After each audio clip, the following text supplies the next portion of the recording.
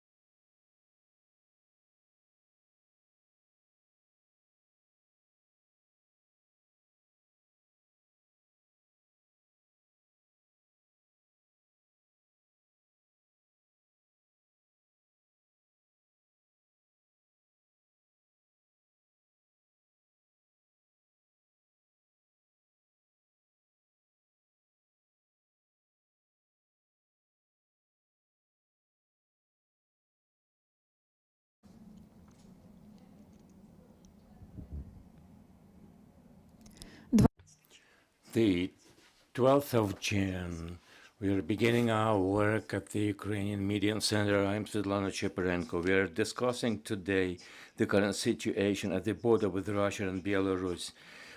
We have our guest, Andrii, Demchenko, spokesperson for the State Border Guard Service of Ukraine. Welcome, sir. The summer has come. The children are enjoying their holidays. How does that relate to the number of passengers leaving entering Ukraine? Over the last time, we haven't seen any dramatic changes. However, at the weekend, on Sundays and Saturday, the volume of traffic may reach a level of 100,000. Over the weekdays, we have not that many passengers. Related to the previous months, the data for a month was about 2.8 million persons going to and from Ukraine in May or in April. Now, what we can expect is that in June, the volume of traffic will increase.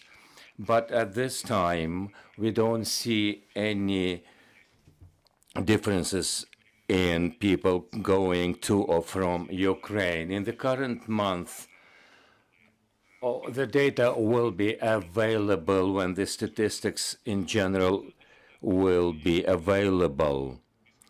About 50% of the volume of traffic is accounted for border passes in different places, but the majority of volume of traffic is going to or from Poland. What is the situation with the cargo turnover? Whether the situation is stable? Where are we having the queues? We don't, luckily enough, have any queues, and there is no blockages of the vehicles at the border, as we have recently seen at the Polish border at the crossing point at Brawaruska. What we have recorded then was that at Schengen crossing point, we expected some problems, but we don't see any changes in the vehicles crossing to or from Ukraine. The traffic capacity is stable, including the Polish border. We don't see any queues or lines of vehicles going to Ukraine, what we have been informed by the neighboring countries. And it's worth noting that there are no lines for the vehicles entering Ukraine. As always, we have the electronic line system available for the drivers, so we don't see any surge in registrations in this EQ when thousands of lorries were waiting for the ability to cross the border. But the line allows the drivers of automobiles to have information in advance of the venue and time of crossing. The Hungarian arrested Ukrainians that have crossed the border illegally on the truck. Once again, I would like to note that we are continuing to cooperate with our Hungarian colleagues. At that day, through our systems of checking the border digitally, we saw the truck that was crossing. The license plate was also identified, and luckily enough, we know what kind of truck that was. Our response group identified the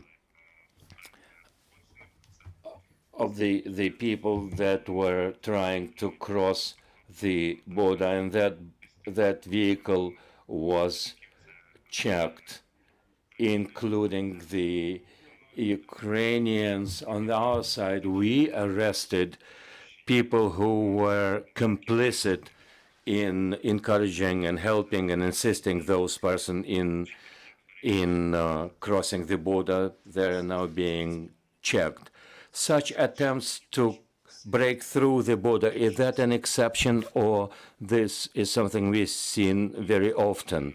Such an instance perhaps is an exception. Of course, on a daily basis, we check different persons who are trying to cross the border illegally.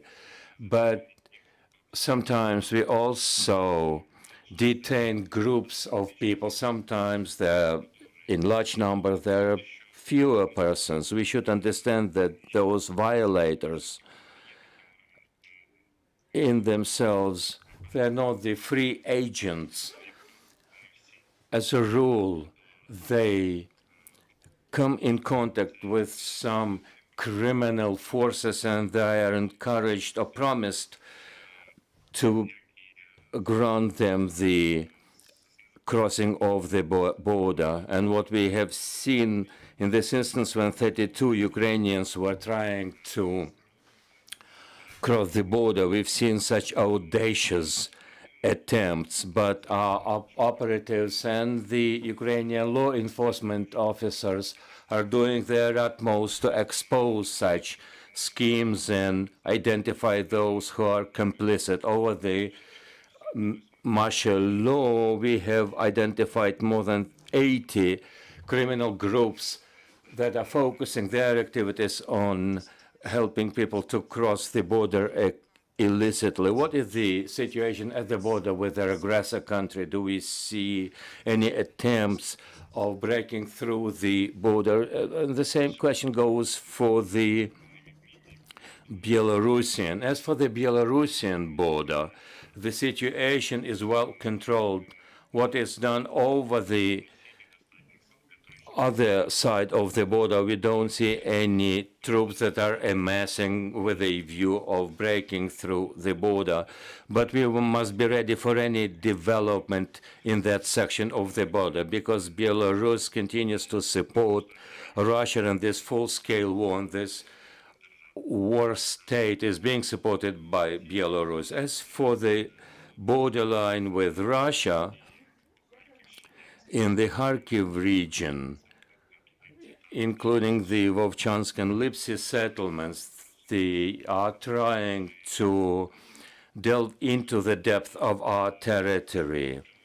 But I would like to note again and again that what we are recording in all the directions is that Russia doesn't seem to have enough forces to secure their strategic goals. Our defense forces, including the State Border Guard Service, together with other Ukrainian defenders, are continuing to rebuff the attacks and deliver counterattacks to make sure that the aggressor is not able to implement their plans. One should understand that these two directions and very important for Ukraine, and being aware of how pernicious Russia Federation can be in their effort to deliver more stress to the Ukrainian defense forces, including the Kharkiv area. And the same goes for the Sumy region. We are continuing to beef up our defense capabilities to make sure that we oppose the enemy. As for the Sumy region, we have recently seen even the lessening of the intensity of the enemy reconnaissance and subversion groups. We saw a couple of attempts, a few per week. This is not the case now. However, the enemy is shelling the territory of Ukraine daily, including Chernihiv, Sumy regions, and Kharkiv Oblast as well. Once we have identified the goals that are sitting on the other side of the border and are targeting Ukrainian territory, of course, we respond in an adequate way. Thank you, Mr. Demchenko. We have been talking to Andrii Demchenko, spokesperson for the State Border Guard Service of Ukraine. At 1300, we will be talking about the Equality March. Stay tuned.